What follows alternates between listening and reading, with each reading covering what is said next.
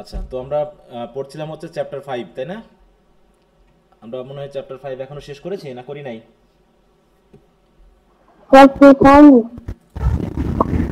এখনো শেষ হয়নি, আজকে শেষ হবে নাকি? আমরা গতদিন অ্যাসিমিলেশন পড়েছি, স্ট্রেস পড়েছি, এগুলো পড়েছি না? হুম। জি স্যার। আচ্ছা,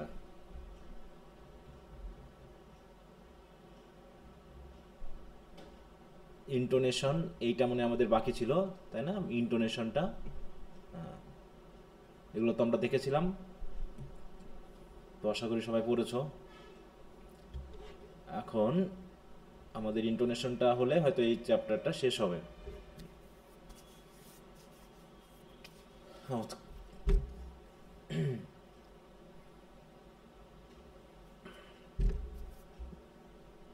তো ইন্টোনেশন মিনিংটা কি আসলে? ইন্টোনেশন কি জানো? ইন্টোনেশন বলতে কি বোঝায়? আমরা তো অ্যাকসেন্ট, আনঅ্যাকসেন্ট, স্ট্রেস, আনস্ট্রেস এগুলো পড়েছি না? বলো তো। জি স্যার। এখনো তো ইংলিশ এটা আছেই। দেখো, সহজ ভাষায় বলতে গেলে কি বলতে যাচ্ছে, যে আমরা যখন কথা বলি সেই কথার ভিতরে যে সেন্টেন্সগুলো বলবো বা যে ফ্রেজগুলো বলবো, কোনটার উপরে আমরা ওই যে স্ট্রেস দিয়ে, পিচ দিয়ে হাই বলছি, আর কোনটাকে আমরা লো বলছি। এই যে কথার মধ্যে আমাদের যে টান, তাই তো, আমাদের যে টোন, এই জিনিসটাকেই মেনলি আমরা ইন্টোনেশন বলছি। হ্যাঁ, বিশেষ করে ইংলিশ ল্যাঙ্গুয়েজটাকে কি বলা হচ্ছে বলো তো? সিলেবাল টাইমড, অর কি যেন একটা আছে, কি পড়েছিলাম আমরা? স্ট্রেস টাইম নাকি? স্ট্রেস টাইম, হ্যাঁ, স্ট্রেস টাইম ল্যাঙ্গুয়েজ। হ্যাঁ, স্ট্রেস টাইম। স্ট্রেস টাইম মানে বুঝতে হবে কি, যেখানে কোনো জায়গায় স্ট্রেস দেওয়া হচ্ছে, কোনো জায়গায় আনস্ট্রেস দেওয়া হচ্ছে। আর এই স্ট্রেস আনস্ট্রেস ব্যবহার করে যে রাইজ অ্যান্ড ফল, তাই তো, হাইনেস অ্যান্ড লোনেস সাউন্ডের যেটা, এটার মাধ্যম দিয়ে কথার যে হ্যাঁ, ব্যাপারটা হয়, সেটাকে বলা হচ্ছে কি ইন্টোনেশন। তাহলে intonation refers to the rising or falling pitch in a person's voice as they say words or phrases. মানে যখন কথা বলি আমরা, এই যে দেখো, আমরা আমরা সাথে একটা জোরে উচ্চারণ করে বললাম, আবার কোনোটা আস্তে বলতেছি, যদিও বাংলাতে এটা কম, এই জন্য আমাদের ইংরেজিটাও এরকম কোনো ইন্টোনেশন থাকে না, আমরা সিম্পলি বাংলার মতো করেই বলি। হ্যাঁ, তাই বলছি দেখো, তাহলে এটা মানে কি, ইন্টোনেশন মানেই হচ্ছে আমাদের কথোপকথনের ক্ষেত্রে আমরা যে ভয়েস ইউজ করছি কোনো শব্দ বা ফ্রেজ উচ্চারণ করতে গিয়ে, সেখানে যে rising and falling, up and down, তাই তো, বা স্ট্রেস আনস্ট্রেসের যে ভ্যারিয়েশনটা ঘটে, এইটাকে বলা হচ্ছে কি ইন্টোনেশন।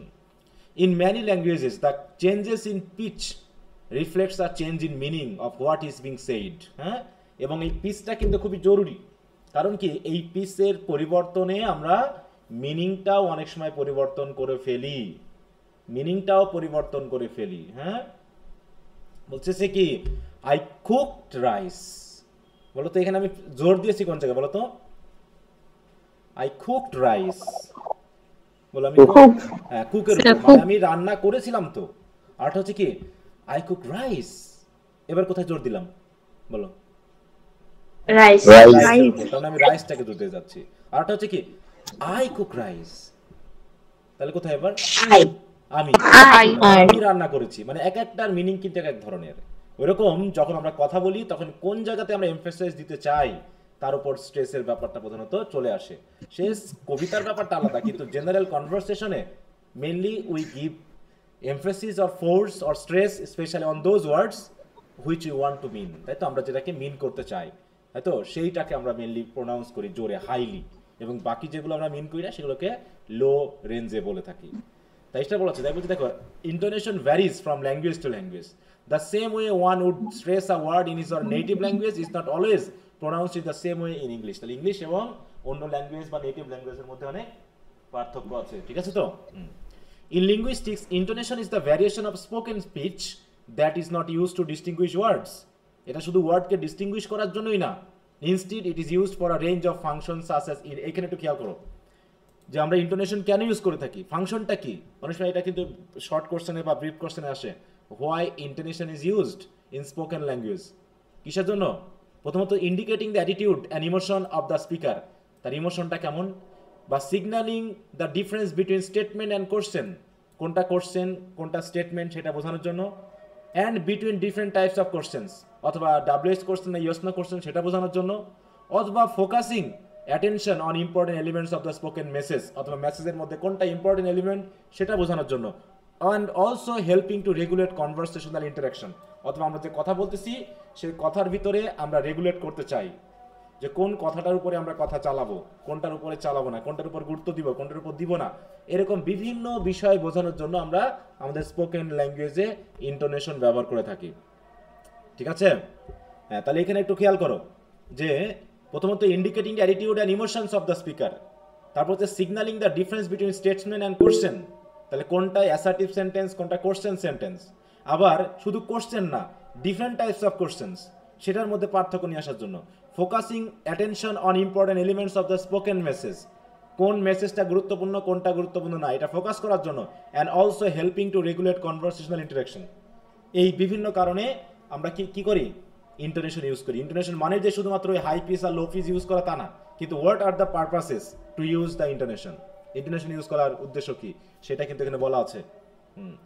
তাই বলছি দেখ ইন্টোনেশন কন্ট্রাস্ট উইথ টোন, তাহলে অনেক সময় টোন এবং ইন্টোনেশনের মধ্যে একটু পার্থক্য থাকে। In which pitch variation in some languages does distinguishes words, pitch নির্ভর করতেছে কিসের জন্য, ডিস্টিংগুইশ করার জন্য আমি কোনটাকে গুরুত্ব দিচ্ছি, সেটা লেক্সিক্যালি হোক গ্রামাটিক্যালি হোক। অন্যদিকে টোন হচ্ছে কি, tone is used by British writers in their description of intonation, but this is refers to the speech movement found on the nucleus or tonic syllable in an intonation unit, যেটা আমরা syllable পড়ে এসেছি তাই না, nucleus, onset, Coda. অনেক সময় এটার ক্ষেত্রেও যে কোনটা উইক সিলেবল কোনটা স্ট্রং সিলেবল সেগুলোর ক্ষেত্রে আমরা পিচটা মেনলি ইউজ করে থাকি, মানে স্ট্রেসটা ইউজ করে থাকি সেটা বোঝানোর জন্য। হ্যাঁ, আচ্ছা একটু আজানটা শেষ হয়ে যাক। হ্যাঁ, 1 মিনিট একটু সময় দাও।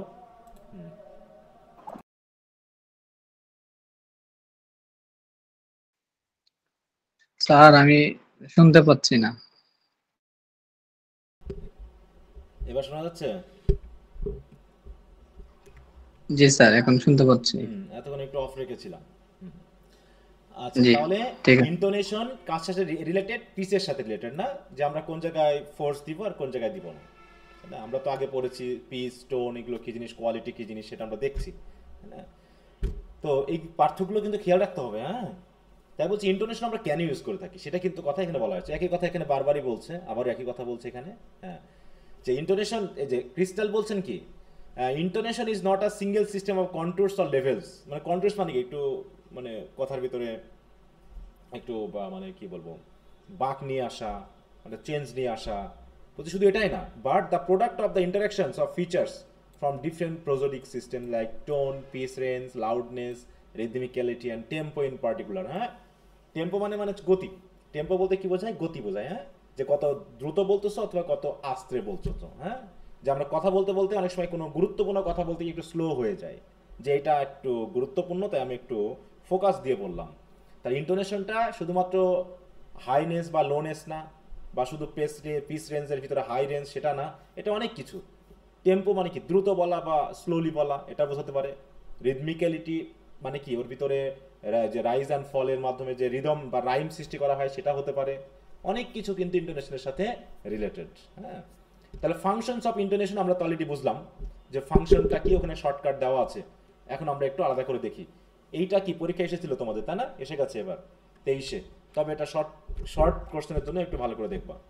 বলছে all human languages use speech pragmatically in intonation, কিসের জন্য, ফর ইনস্ট্যান্স, দেখো কখনো কোনো কিছু উদাহরণ দেওয়ার জন্য, দেখো for instance to emphasise, to convey surprise or irony, or to pose a question ইত্যাদি, যেটা আমরা আগে দেখলাম। এখন আমরা এখানে দেখি প্রথমে হচ্ছে অ্যাটিটিউডিনাল ফাংশন। অ্যাটিটিউডিনাল মানে কি, আমি যে কথাটা বলতেছি সেই কথাটা আমি কিভাবে বলতেছি, আমার ফিলিংটা কি এই কথাটা বলার ক্ষেত্রে। ঠিক আছে, তো এই কথাটা কি আমি রেগে বলতেছি, এই কথাটা কি আমি খুশি হয়ে বলতেছি, এই কথাটা কি আমি আশ্চর্য হয়ে বলতেছি, এই যে ব্যাপারটা এটা হচ্ছে অ্যাটিটিউডিনাল ফাংশন। এরকম মনে করো কোনো কথা বলতেছো, হ্যাঁ, যে তোমাকে জিজ্ঞাসা করেছি যে তোমার রেজাল্ট কেমন হয়েছে, বলতে স্যার আমি ফেল করেছি, তখন আমি কেমন বলবো, কি হবে বলো তো, ফেল, হ্যাঁ এরকম বলবো না বলো তো। এখানে কি আমি ফেল কথাটা কি একটু জোর দিয়ে বললাম না, বলো, এটা আমি একটু হয় সারপ্রাইজ হয়েছি না শকড হয়েছি, অ্যাটিটিউড মানে কথাটা আমি সিম্পলি নেই নাই, আমি নিশ্চয়ের ভিতরে একটা ইমোশন আছে। ইমোশনটা হচ্ছে কি, দুঃখ পাওয়া অথবা সারপ্রাইজড হওয়া, মানে I didn't believe it, I couldn't believe it, আমি বিশ্বাস করতে পারছি না এবং আমি এটা প্রত্যাশাও করিনি, আই ডিডন্ট এক্সপেক্ট ইট, আমি এটা আশাও করিনি। এরকম একটা বিষয় বোঝাতেই আমি কিন্তু এই ফোর্সটা দিয়েছি, ইন্টারনেশনটা দিয়েছি। তো এইখানে সেটা বলছে, দেখো the attitudinal function of intonation is to express emotions attitude. Intonation is use to show speaker's feelings and attitude. From the low pitch to high pitch on certain syllables is the common form of intonation. মানে তোমাদের এই যে মাথার ভিতরে একটা জিনিস ঘুরতেছে কি, এই ফার্স্ট ইয়ার আর সেকেন্ড ইয়ার নিয়ে, হ্যাঁ মানে আমার মাথার ভিতরে খুব ঘুরতেছে এই কথাটা যে তোমাদের পড়িয়ে লাভটা কি।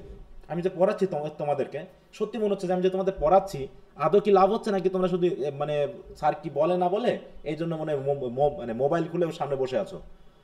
পড়াশোনা কি করো কিছু? হ্যাঁ জি স্যার। কিভাবে পড়াশোনা করো? আমার তো মনে হচ্ছে তোমরা পড়াশোনা করো, আমার তো ভালো লাগতেছে না পড়াতে। মানে আমি আজকে ভালো, আমার মাথার ভিতরে অন্যরকম কাজ করতে, আমি পড়াচ্ছি তোমাদের, কিন্তু আমার শুধু মনে হচ্ছে যে এ পড়ায় লাভ কি, আমি কি বোঝাচ্ছি, কাকে কাদেরকে বোঝাচ্ছি।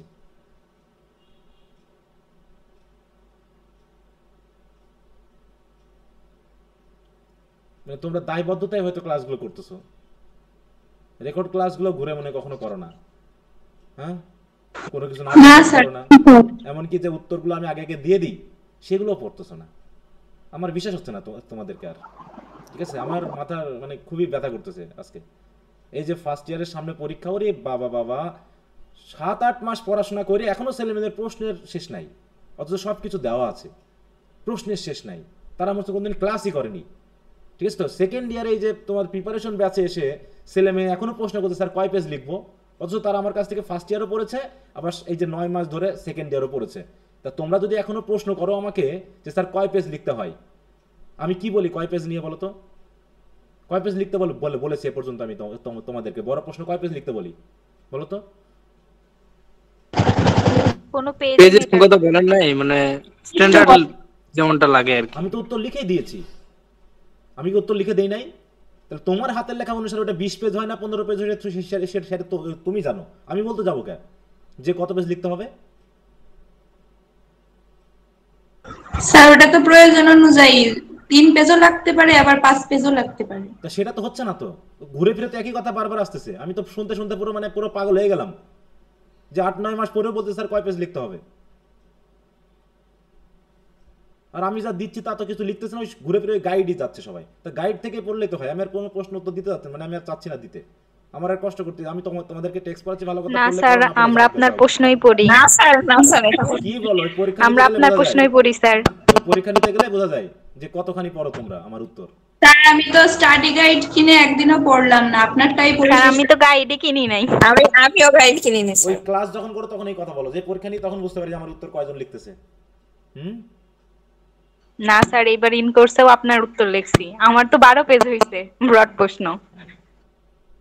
12 হোক, 12 হোক, 15 হোক, 20 হোক, 7 হোক, 5 হোক, সেটা হাতের লেখা অনুসারে ডিপেন্ড করবে কার কত পেজ হবে। জি স্যার।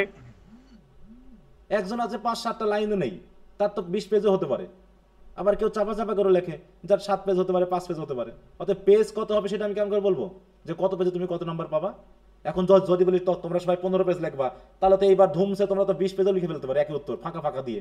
আর স্যাররা পাগল, নাম্বার মানে পেজগুলো নাম্বার দেয়, এই তো নাকি? মানে আমাদের দেশে শিক্ষা ব্যবস্থা, শিক্ষা, শিক্ষক, ছাত্র, মানে কারোর ভিতরে কোনো কমন সেন্স নাই, সবাই জানে কেমন পাগল। আমার কাছে তাই মনে হয়, আমি নিজেও একটা পাগল। আমি সুস্থ মানুষ পাচ্ছি না, আমার দেশের প্রেক্ষাপটে আমি সুস্থ মানুষ পাচ্ছি না, একদমই না। সে রাজনীতিবিদ থেকে শুরু করে, ধর্মগুরু থেকে শুরু করে, সে রিক্সাওয়ালা থেকে শুরু করে, বাজার, মানে আমি কোনো সুস্থ মানুষ দেখতেছি না, সবাই কেমন জানি পাগল। ছাত্ররা টিচারদের পাগল মনে করে, আর টিচাররা ছাত্রদের পাগল মনে করে, ঠিক আছে? ও যারা ফল বিক্রি করে সে মনে হয় যে ক্রেতাদের পাগল মনে করে, আর যে ক্রেতা সে সবাইকে পাগল মনে করে, সবাইকে পাগল মনে করতেছে, যে যার মতো পারতেছে, সবাইকে যে যার মতো ঠকিয়ে যাচ্ছে। অদ্ভুত এক দেশে আছি, এবং এ দেশে একমাত্র মানে বোমা মেরে, পারমাণবিক বোমা মেরে পুরো মাটি তামা তামা করে দেওয়া ছাড়া এ দেশের কোন উন্নয়ন আমি একদমই দেখতে পাচ্ছি না। সম্ভবই না এই দেশকে কোনোভাবে চেঞ্জ করা। একটা জেনারেশন ধরে তো আমরা ভাববো যে এই জেনারেশনটা যখন ওই জায়গায় পৌঁছাবে তখন দেশের উন্নয়নটা হতে পারে। কই আমরা দেখতেছি না কোনো জেনারেশন আছে কিনা যে যাদেরকে ভাববো যে না আগের বুড়া ধোড়াগুলো সব মারা যাক, এরা যখন ওই জায়গায় যাবে তখন অন্তত দেশটা ভালো হবে। তোমার কি মনে হয় যে এরকম কোনো সম্ভাবনা আছে বাংলাদেশে? বলো তো, আছে? না স্যার। এখানে প্রশাসন থেকে শুরু করে, শিক্ষক থেকে শুরু করে, ধর্মগুরু থেকে শুরু করে সবাই ধান্দাবাজ। তো এই ধান্দাবাজের দেশে তুমি কেমন করে বড় করবা? কেমন করে তুমি মনে করবো যে একসময় আমরা শান্তিতে বসবাস করবো? বলো, ধান্দার ধান্দা সব এক একজনের।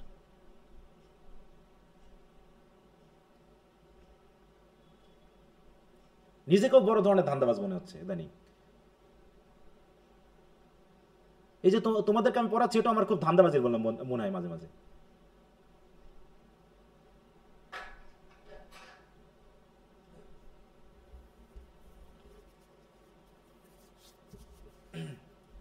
মানে খুবই মাথায় আমার এই জিনিসটা কাজ করতেছে যে তোমাদেরকে আমি পড়াচ্ছি কিসের জন্য?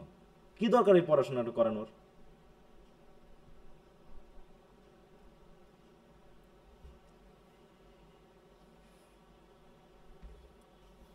আচ্ছা, তো যাই হোক, বললাম তো যে 100 জনকে পড়ায় যদি মোটামুটি 10 জন 15 জন ভালো পাওয়া যায় তাও তো সেটা খুশির হয়।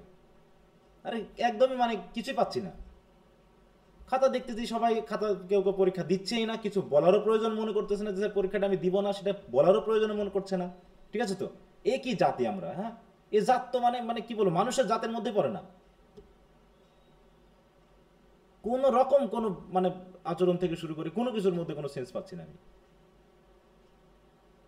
চাকরি করেও কোনো মজা পাচ্ছি না, না পড়িয়া মজা পাচ্ছি না কোনো জায়গায়, মানে কোনোভাবে না। মানুষ যে আছে কেমন করে, আমি মাঝে মাঝে সব মানে যে মানুষ যে ঘোরে সবাই আমরা যেন ধান্দা ঘুরে বেড়াচ্ছে সব এক একটা আশেপাশে, সুযোগ পাইলে ধান্দাবাজি করবে। কোন সভ্য সমাজে এরকমটা হয় বলতো? যে বাবা মায়ের চোখ তুলে নিচ্ছে না, বড় ভাইয়ের চোখ তুলে নিচ্ছে, কে চোখ একদম লাইভ দেখাচ্ছে সেগুলো আবার কেউ কেউ তো আবার বইয়ের গলা কেটে মাথা হাতে করে নিয়ে ঘুরতেছে, মানে কেউ কুপিয়ে মারতেছে রাস্তায়। এরকমটা আবার তো এই পৃথিবীতে আর কোথায় ঘটছে? কোন নিউজ পাচ্ছি আমরা বলো তো? এই পৃথিবীর আর কোথাও আছে এরকম? আমরা তো এখন গ্লোবালাইজড, আমরা তো মোটামুটি নিউজ সব দেশেরই সবসময় পাই। এরকমটা আর কোথায় ঘটতেছে বলো? ইসরায়েল ফিলিস্তিনি যুদ্ধ করতেছে সেটা আলাদা বিষয়, কিন্তু একদম সুস্থ মস্তিষ্কে মানে রাস্তায় মানুষকে কেটে ফেটে মেরে ফেলা হচ্ছে, এরকমটা কোন দেশে ঘটে? শিক্ষিত করে শিক্ষা দিয়ে এসব লাভ কি? কিসের ধর্ম, কিসের শিক্ষা, আর কিসের নৈতিকতা এসব দেশে চলে এগুলো? হ্যাঁ, এখানে যা আছে সব তো অন্যটা। এদের পশুর সাথে তুলনা করলেও সমস্যা, কারণ পশুরাও রাগ করবে যে অত খারাপ আমরা না। ঠিক আছে, তো আজ পর্যন্ত কোনো বাঘকে মারছে এরকম সংবাদ আমরা খুব কম পাইছি। নিজের জাতের ভিতরে খুনাখুনি করেছে এরকম পশুর মধ্যে খুব কম আছে। মানুষের মধ্যে যেমনটা হয়, মানুষ তো খারাপ আর বাঙালি আরো খারাপ। ঠিক আছে, অন্যরা সব বেঁচে গেছে, পাকিস্তান ব্রিটিশ এরা সব আমাদের কাছ থেকে বেঁচে গেছে। অন্তত এখানে থাকতে পারে এরকম ব্রিটিশদের কুপিয়ে শেষ করে দিত, রাস্তায় রাস্তায় কুপিয়ে মারতো সব।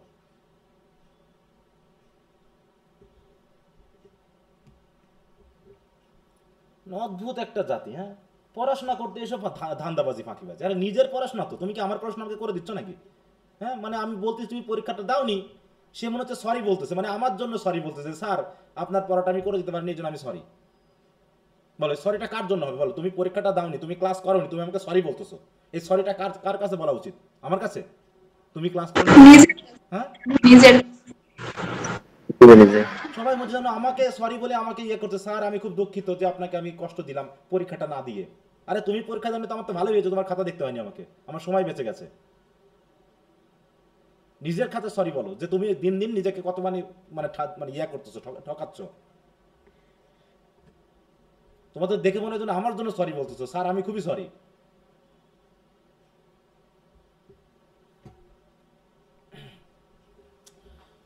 আচ্ছা, তো ঠিক আছে, এখন কি বলবো বলো? মানে আমার পড়ানোর প্রতি আজকে সিরিয়াস মানে মাথাটাই কাজ করতেছে না। ওকে, তাহলে for example in the phrase good morning we notice the high pitch on the syllable morn. ঠিক আছে, তো মর্নিং কারণ নিং এর উপর না, গুড মর্নিং। ঠিক আছে, তো আমরা দেখো গুড মর্নিং, তাহলে মর্নিংটা উপরে আমাদের জোর। আমরা কিসের জন্য বলতেছি? এটা একটা মানে তোমাকে হঠাৎ করে দেখে আমি এক্সাইটেড এবং তোমাকে আমি শুভকামনা জানাচ্ছি। ঠিক আছে, তো তাহলে this high pitch suggest more excitement in brief to complete our behaviour and emotion like to pin point shock or surprise, pleasure or anger, interest or tedium, মানে কোনো কিছুর প্রতি আগ্রহ আছে অথবা নাই, হ্যাঁ ভালো লাগছে না, যাবো না, হ্যাঁ একটা টান, অনেক কারণ গা চলতেছে না, সিরিয়াসনেস আছে কি নাই, এগুলো বোঝানোর জন্য we use intonation with the help of tone.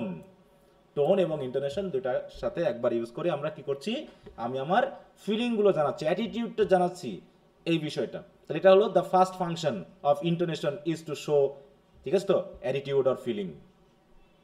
তাহলে এটা খেয়াল রাখো। দ্বিতীয়ত হচ্ছে গ্রামাটিক্যাল ফাংশন। অনেক ক্ষেত্রে আছি যে আমরা কোন ধরনের কোশ্চেন করছি, যেমন তুমি কি খেয়েছো, আর একটা হচ্ছে তাহলে হচ্ছে তুমি কি খেয়েছো, আর একটা হচ্ছে তুমি কি খেয়েছো। দেখো তুমি কি খেয়েছো, এটা হচ্ছে কার উপরে চাপ, কি এর উপরে না খেয়েছোর উপরে। তুমি কি খেয়েছো আর তুমি কি খেয়েছো, দুটার মধ্যে পার্থক্য কি বলো তো? তুমি কি খেয়েছো, একটা খেয়েছির উপর নাম দেওয়া হয়েছে, আর একটা হচ্ছে কি খাবারটা খাওয়া হয়েছে হ্যাঁ, কিনা। যেটা কি এর উপরে, তার মানে ওটা ডাব্লিউএইচ কোশ্চেন। তুমি কি খেয়েছো, একই কথা, কিন্তু একই ধরনের বাংলা সেন্টেন্স, শুধুমাত্র খেয়াল করো তুমি, বললাম না বাংলা যেখানে আছে আর বাঙালি যেখানে আছে সেখানে সমস্যা থাকবেই, এত সোজা না। এটা কি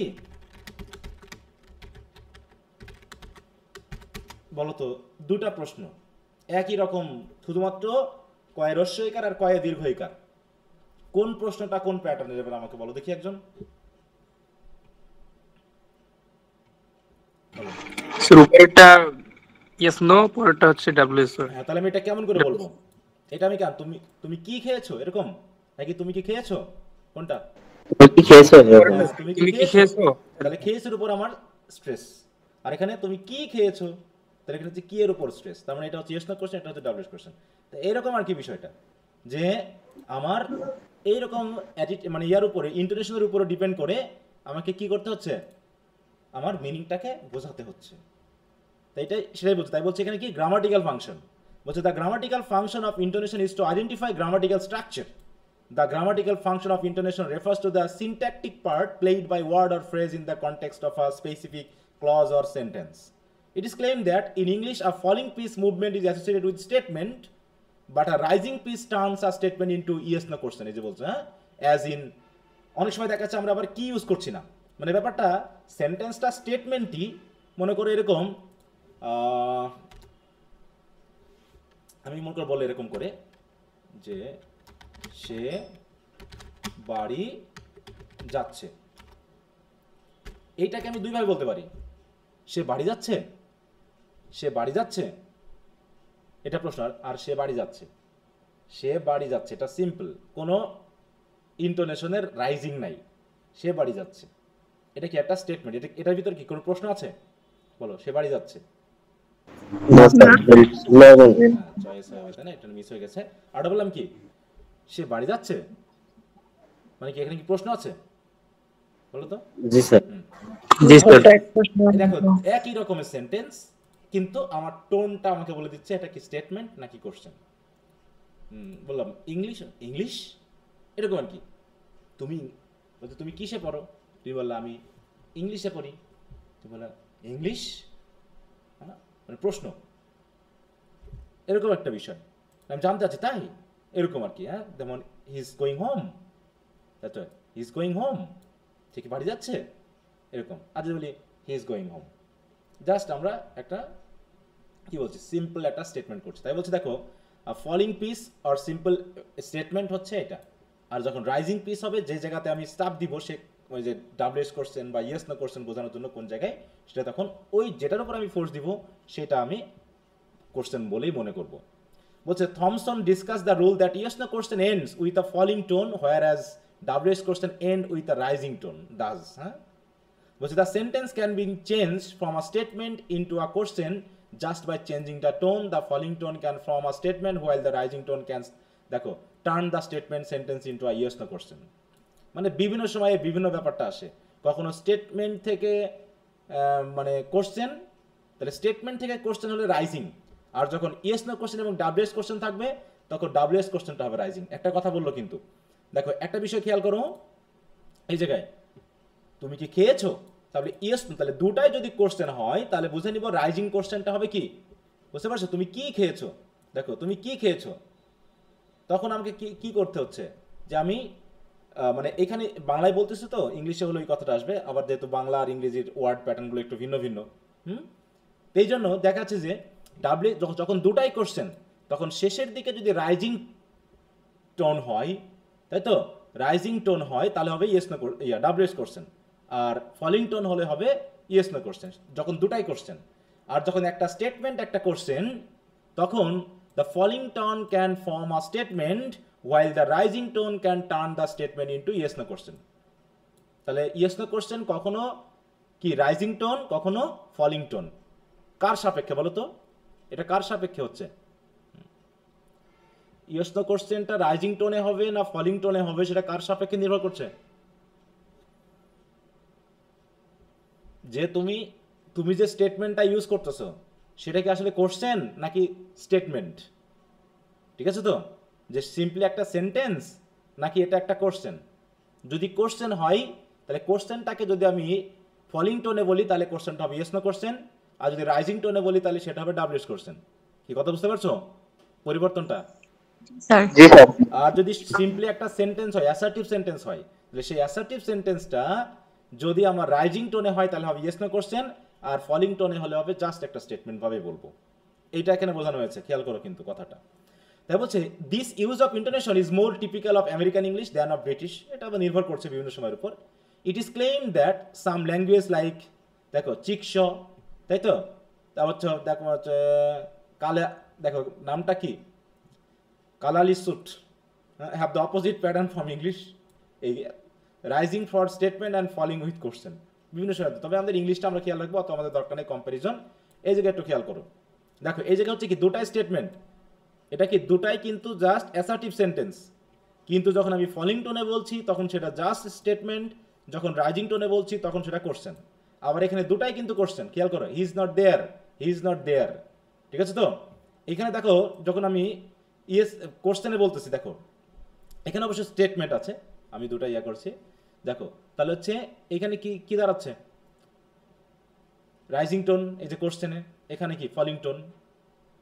অতএব স্টেটমেন্ট স্টেটমেন্ট দুটাই, দেখো স্টেটমেন্ট যেখানে সেখানে ফলিং টোন, তাই তো, অবশ্য ডাব্লিউএস কোশ্চেন। আর কোশ্চেন যেখানে সেটা কি আমার রাইজিং টোন। হ্যাঁ, এখন মার্কটা দিব কি দিব না, স্পোকেন ল্যাঙ্গুয়েজে তার মার্ক দেওয়া যায় না। আমি এমন করে বলবো না যে he is coming home question, এরকম বলি আমরা, বলো মুখে তো আর কোশ্চেন বা ফুল স্টপ বলা যায় না, তখন আমার টোনে বুঝে নিতে হবে এটা কোশ্চেন নাকি স্টেটমেন্ট। এই জন্য এগুলো জরুরি। তাহলে এখানে আমরা পড়লাম কি গ্রামাটিক্যাল যে ফাংশন, তাহলে গ্রামাটিক্যাল ফাংশন নিয়েও আমরা টোন বা ইন্টোনেশন ইউজ করে থাকি। এরপর হচ্ছে ফোকাসিং, মানে কোনো ব্যাপারটাকে আমরা ফোকাস করব, গুরুত্ব দিব।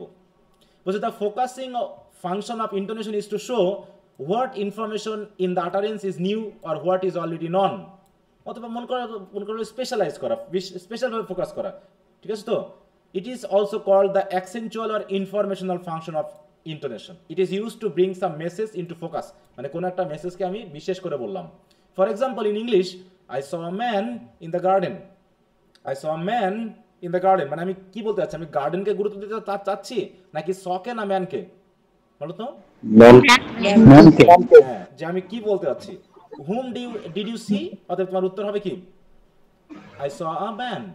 আবার বলছে হোয়াট হ্যাপেন্ড, কি হয়েছিল, তখন হচ্ছে আই স, তখন ভার্বকে প্রশ্ন, দেখো আই স, দেখো এই জায়গায় ভার্ব যেহেতু স্টেটমেন্ট, তাহলে হচ্ছে কি ভার্বকে কি করতে হচ্ছে, আমার যখন স্টেটমেন্ট হবে তখন ফলিং টোনে বলতে হচ্ছে। দেখো I saw a man in the garden, তখন আমার প্রশ্নটা হচ্ছে কোথায়, দেখো এই যে ফলিং টোন। হ্যাঁ, এটা হচ্ছে did you hear a man in the garden, তাহলে প্রশ্নটার ব্যাপারে আমি দেখেছিলাম না শুনেছিলাম, মানে আমার ফোকাসটা তখন ম্যানের উপরে না, আমার ফোকাসটা তখন ওই ভার্বের উপরে, যে আমি কি এটা আসলে দেখেছিলাম নাকি আসলে শুনেছিলাম নাকি ধরেছিলাম নাকি মেরেছিলাম, তাই তো, এরকমটা ভার্বের উপরে প্রশ্নবোধক ব্যাপারটার সাথে এখানে চলে আসছে, আমি কোনটার উপর গুরুত্ব দিচ্ছি তার উপর। তাহলে ফোকাসিং ব্যাপারটা আমরা একটু খেয়াল রাখবো। এবার হচ্ছে ডিসকোর্স ফাংশন। ডিসকোর্স মানে হচ্ছে লিঙ্কার্স, লিঙ্কিং, একটার সাথে আরেকটাকে লিঙ্ক আপ করা বা টার্নিং বোঝানো।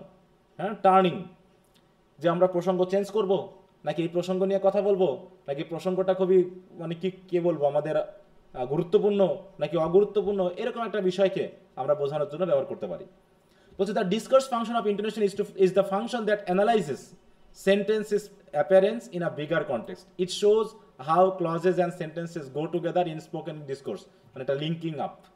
বলছে it enables other to signal whether or not to reach to the conclusion of the sentence, মানে আমি সেন্টেন্সটা শেষ করব না আমার কথা কি শেষ হবে নাকি চলবে, whether one needs to keep talking or he is prepared to allow another speaker to turn, মানে আমি আমার কথা কি শেষ করলাম, এখন কি তুমি বলবা নাকি আমি আমার কথা চালিয়ে যাব, সেটা আমি আমার কথার মধ্য দিয়ে বুঝিয়ে দিব। ঠিক আছে তো, যে এখন তুমি বলবা নাকি আমি বলবো। Example, subordinate clauses often have lower pitch, faster tempo and narrower pitch rather than main clauses as in the case of material in brackets।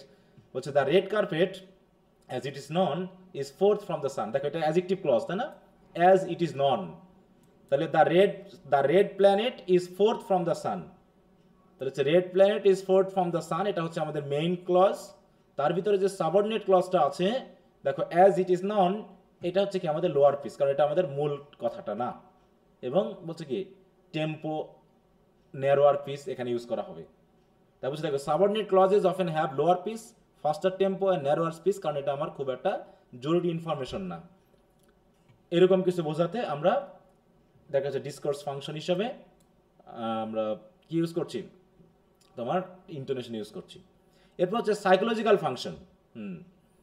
Psychological ফাংশনটা কি বলতে চাচ্ছে দেখো, help to organise speech into units that are easy to perceive, memorise and perform, মানে তুমি একটা বিষয়কে সহজে গ্রহণযোগ্য করে নিতে পারবা কিনা, তাই তো, তুমি এটাকে বুঝতেছো না ইজিলি মনে করতেছো, সেটা যে আমরা কি আলাদা আলাদা করে বলবো, স্লো বলবো নাকি ফাস্ট বলবো, বিশেষ করে দেখো এটা দেখো the example, the utterance you can have it in red, blue, green, yellow and black is more difficult to understand and remember than the same utterance divided into tone units like you can have it in red, blue, green, yellow or black। তাহলে এখানে কি আমরা slow টেম্পোতে বলতেছি এবং মোটামুটি সেখানে আমরা একটু ফোর্স দিয়ে বলতেছি। দেখো এখানে অরটাতে কিন্তু আমরা কোনো ফোর্স দেই নাই, তাই না, আমরা কি করছি red, blue, green, yellow or black. ব্ল্যাকটা কি বলতেছে, ব্ল্যাকে গিয়ে বলতে যাচ্ছে যে আমার কথা এখানে শেষ, মানে এরপর আর সেন্টেন্স নাই, এইটা ঠিক আছে তো। এরকম ভাবে যদি আমরা ভেঙে ভেঙে বলি, এই ভেঙে ভেঙে বলার ক্ষেত্রে আমাদের কিন্তু টোনটা হাই হয়ে যাচ্ছে, যখন প্রত্যেকটাকে আমরা ইন্ডিভিজুয়ালি বলছি, তাহলে এটা কি করতেছে আমাদেরকে, আমাদের বুঝতে সাহায্য করছে, যে পারসিভ মানে সাইকোলজিক্যাল ফাংশন, তুমি যে কথাগুলো বলতেছো সেগুলো আমাদের বুঝতে সাহায্য হচ্ছে, তাই তো, আমরা বুঝতে পারছি সহজে, কারণ তুমি ওটাকে সিঙ্গেল করে একটু ইন্টোনেশন ব্যবহার করে ধীরে ধীরে বলতেছো। এরকম আমরা পড়ার সময় তো, পড়া মুখস্থ করার সময় কি ধীরে ধীরে বলি না, আস্তে আস্তে, যে ফ্রেজটুকু আলাদা বলতে যাচ্ছি সেটা আলাদা আলাদা করে সিঙ্গেল করে আমরা কিন্তু বলি, যে একটা সেন্টেন্স আমার পুরোপুরি হয়তো বোঝা সম্ভব না, এই জন্য আমরা করি কি তখন ধীরে ধীরে বিষয়গুলোকে বলি বা পড়ি, বা কেউ বললে ধীরে ধীরে আমরা সেটা সহজে ধরে নিতে পারি। এরকম যে ইন্টোনেশন আমাদেরকে বোধগম্যতায় সাহায্য করে, এটা হচ্ছে সাইকোলজিক্যাল ফাংশন। তারপরে আর কি আছে, ইন্ডেক্সিক্যাল ফাংশন।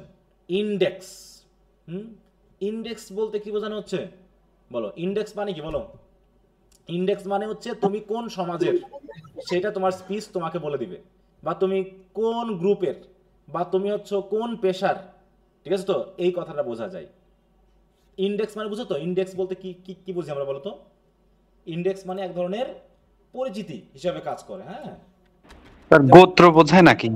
ইন্ডেক্স বল না, তোমার ইন্ডেক্স নাম্বার কত, তোমার পরিচিতি নাম্বার কত, এরকম বোঝায়। হ্যাঁ, এটা অনেক মিনিং আছে যেগুলো দিয়ে তোমাকে আলাদা করে। স্যার আমাদের কলেজে আছে আছে স্যার, ওই যে কলেজে শিক্ষকদের কর্মচারীদের ইন্ডেক্স নাম্বার থাকে না, হ্যাঁ, পরিচয় নাম্বার, তাই না, যে রেকর্ড নেম সাবজেক্ট ইত্যাদি ইন্ডেক্স, ঠিক আছে তো। তো এরকম ভাবে মানে কথার ভান আমাদেরকে বলে দেয় না যে সে কোন জেলার বা কোন এলাকার, এরকম হয় না বলো তো আমাদের কথার ক্ষেত্রে। এটা কি ব্রিটিশ ইংলিশ নাকি আমেরিকান ইংলিশ না অস্ট্রেলিয়ান ইংলিশ নাকি রাশিয়ান ইংলিশ না চাইনিজ, ঠিক আছে তো, এটা কিন্তু আমরা কথার ওই ইন্টোনেশনেই বুঝতে পারি। তাই বলছে the indexical function of intonation acts as a marker of personal or social identity.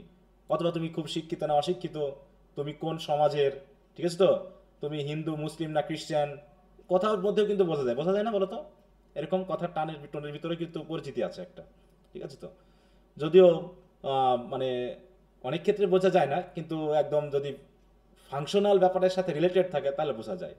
হ্যাঁ, বলছে for example group membership can be indicated by the use of intonation patterns adopted specifically by that group. তাই বলছে তাহলে কি ওই যে আমার মেহেরপুর জেলার কথা বলার টোন, যশোর, কুষ্টিয়া এটার এক ধরনের টোন, কক্সবাজার, চট্টগ্রাম এক ধরনের, ওদিকে সিলেট, তাই তো, তারপর হচ্ছে তোমার মৌলভীবাজার ওইখানে এক ধরনের, এদিকে পঞ্চগড়, নীলফামারী, হ্যাঁ, রংপুর এদিকে এক ধরনের, এরকম আছে না, পাবনা, এরকম বিভিন্ন জায়গার বিভিন্ন টোন কিন্তু আছে। এমনকি যদি কোনো নতুন ব্যক্তি ওই এলাকায় যায়, মানুষজন বুঝে ফেলে যে এই ব্যক্তি নতুন আসছে, কারণ তার কথার টোনটা আমাদের সাথে মিলছে না। বুঝতে পেরেছ? তো এরকম ভাবে বিষয়গুলো একটা ইন্টোনেশনটাও মানে ভাষা না, একই কথা বলছি আমি যে তোমার আলুর দাম কত, এই আলুর দাম কত এটা বলতে গিয়েই আমার ইন্টোনেশনটা কিন্তু অটোমেটিক একজন বুঝে ফেলবে যে আমি শিক্ষিত সমাজের না অশিক্ষিত সমাজের। ঠিক আছে? তো অনেকেই মনে করো দেখতে খুব হ্যান্ডসাম আছে, মনে করো, হ্যাঁ, দেখতে শুনতে বেশ ভালো, সেজে গুজে আসছে, কিন্তু তার কথা এমনভাবে বললো ও বোঝা গেল যে তুমি কোন সমাজের, শিক্ষিত না অশিক্ষিত। বোঝা যায় না এরকমটা? বলো তো। জি স্যার যে by the use of intonation patterns adopted specifically by their groups such as street vendors or preachers, মানে পেশা বোঝা যায় এটা বলা হচ্ছে। The so called high rising terminal where a statement ends with a high rising peace movement is said to be typical of younger speaker of English, যারা হচ্ছে younger speaker, যারা হাই টোনে কথা বলে, possibly to be more widely found among young female speaker, বিশেষ করে female স্পিকারদের মধ্যে। Because of indexical function of intonation, mother should, দেখো, mother sound like mothers, lawyer sound like lawyer, মানে তারা লয়ার, যারা টিচার তারা টিচার, যারা ব্যাংকার তারা ব্যাংকার, ওদের কথাবার্তার মধ্য দিয়েই বোঝা যায় যে কে কেমন। তাই বলছে intonation is very important aspects of nature speech. তাহলে এতক্ষণ ধরে আমরা মোটামুটি কতগুলো পেলাম? দেখো এটা কিন্তু একটা বড় প্রশ্ন, ফাংশনটাই।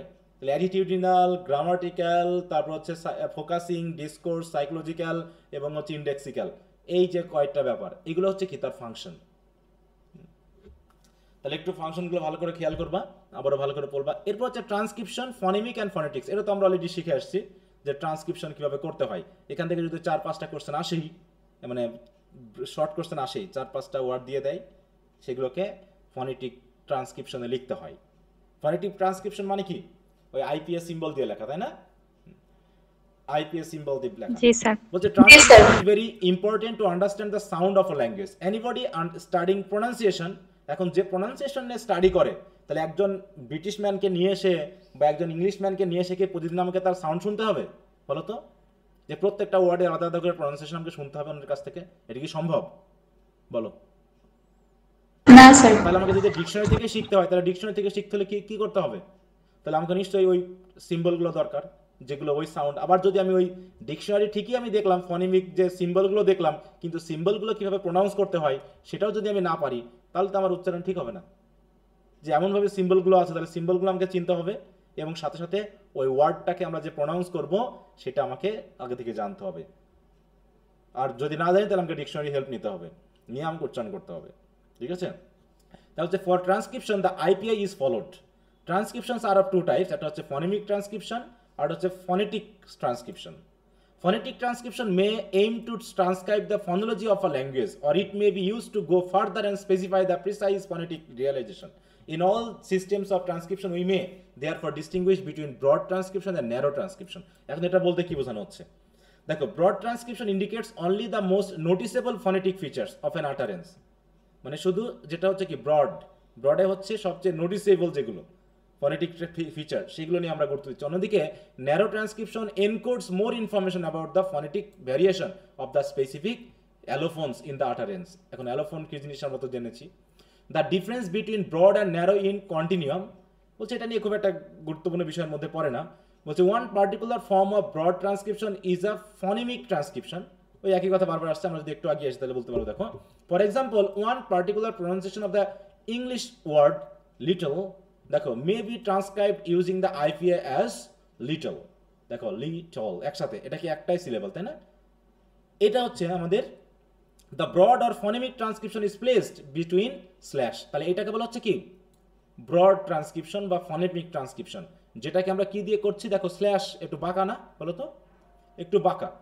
Indicates merely that the word ends with phoneme, তাই এটা একটা ফনিম দিয়ে শেষ। But the narrowed or allophonic transcription or phonetic transcription is placed between square brackets, এইটা দেখো, ঠিক আছে? তো indicate that this final L is dark, তাহলে শুধুমাত্র এখানে একটা লিটল এরকম একটা জিনিস আমরা জাস্ট লিটল এই সেন্সটাকে আমরা সিম্পলি বলতেছি, কিন্তু যখন এরকমটা বলা হবে তখন দেখো একই জিনিস আছে, কিন্তু একটা জিনিস শুধু সাইনের পার্থক্যটা খেয়াল করো।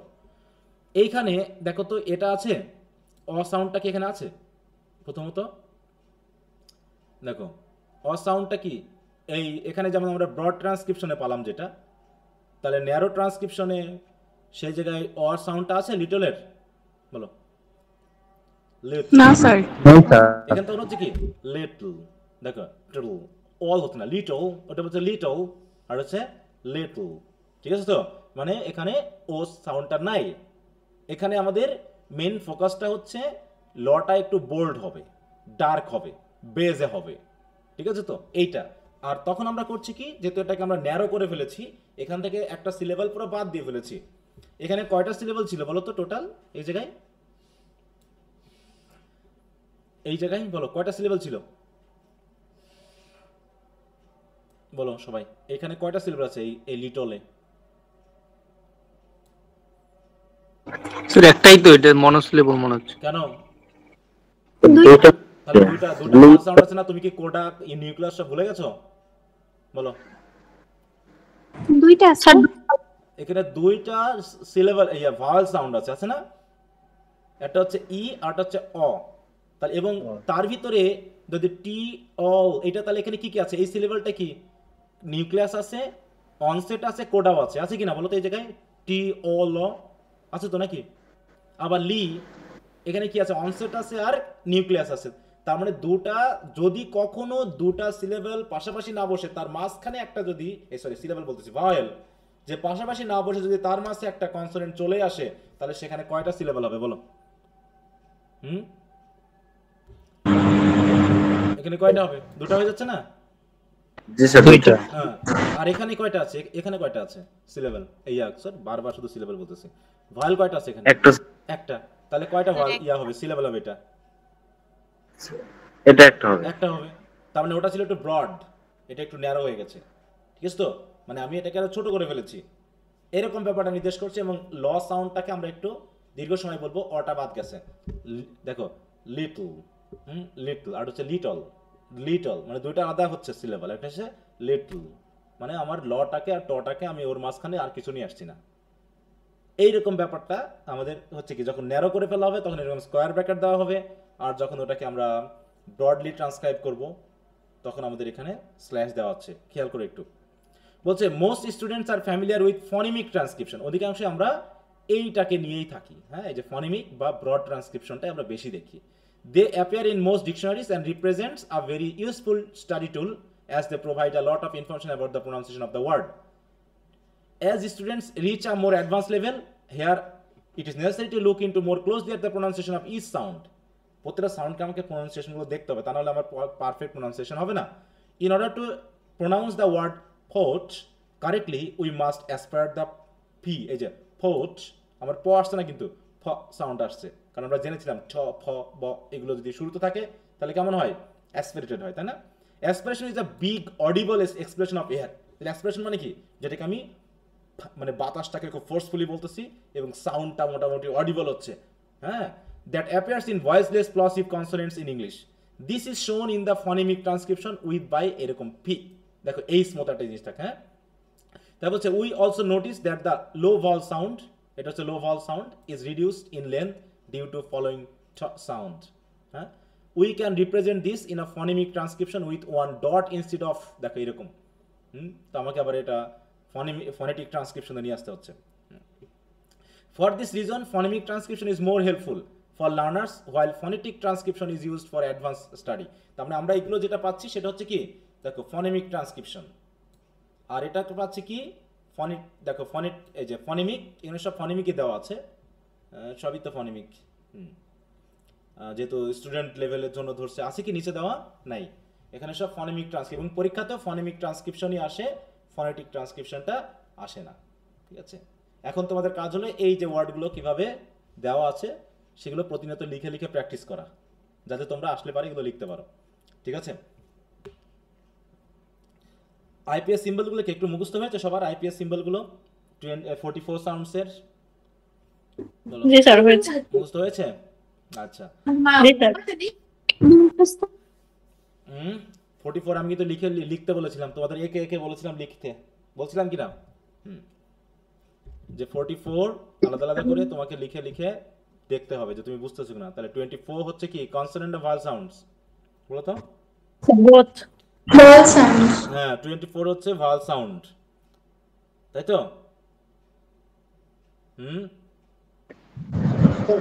Consonant, 24 consonant sir. Consonant sound. হ্যাঁ কনসোনেন্ট সাউন্ড, ভুল বললে হবে না তো।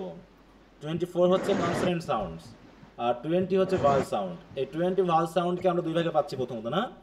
একটা হচ্ছে কি আর মনোথং আর ডিপ। মনোথংস আর ডিপথংস। আবার মনোথংসের মধ্যে আমরা পাচ্ছি কি আরো দুইটা, শর্ট আর লং, তাই তো?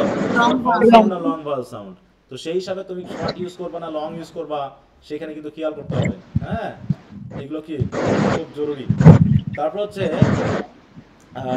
স্যার হ্যাঁ বলো। ছিল স্যার এখানে হচ্ছে অ্যাবাউট এর যে আমাদের ফনেমিক ট্রান্সক্রিপশনটা এখানে আমি বুঝতেছি না। কি বুঝতেছো না কোন জায়গায়? আচ্ছা নাই, এই যে শোয়া সাউন্ড পরে হচ্ছে বি, তারপর যে এটা কিসের জন্য দিচ্ছে? এই ওই জন্য বললাম, তুমি কি আসলে চিহ্নগুলো পড়েছো? জি স্যার পড়ছিলাম, কিন্তু চিহ্নের মধ্যে তো এটা স্যার কোনটা নাই? এটার পাশে সাউন্ডের পরে একটা ক্লোন ছিল, কিন্তু এখানে তো ক্লোনটা নাই। কোনটার উপর ক্লোন ছিল? এর পরে একটা ক্লোন ছিল। ক্লোন থাকবে কেন? এটা তো আউট আছে, এটা তো একটা ডিপ থং। ও আচ্ছা, এটা তো আউ থাকবে, আউ থাকলে তোমার ক্লোন থাকে কেমন করে বলো?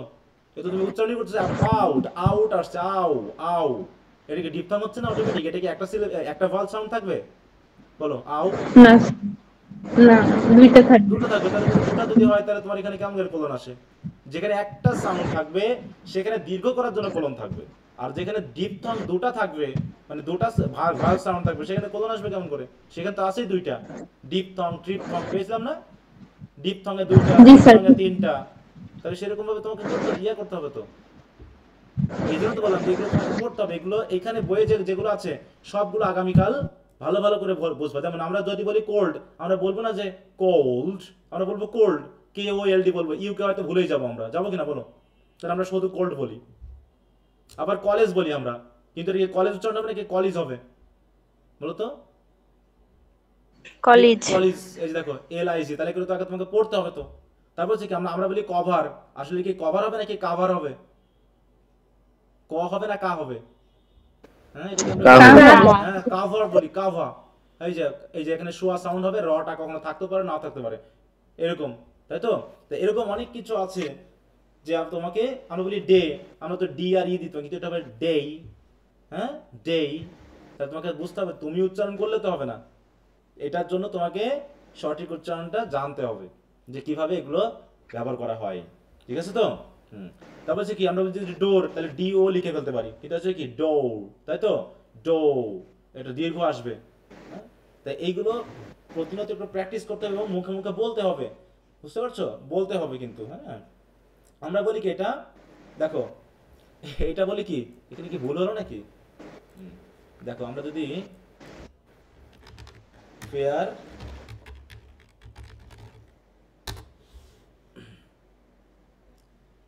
ফিয়া,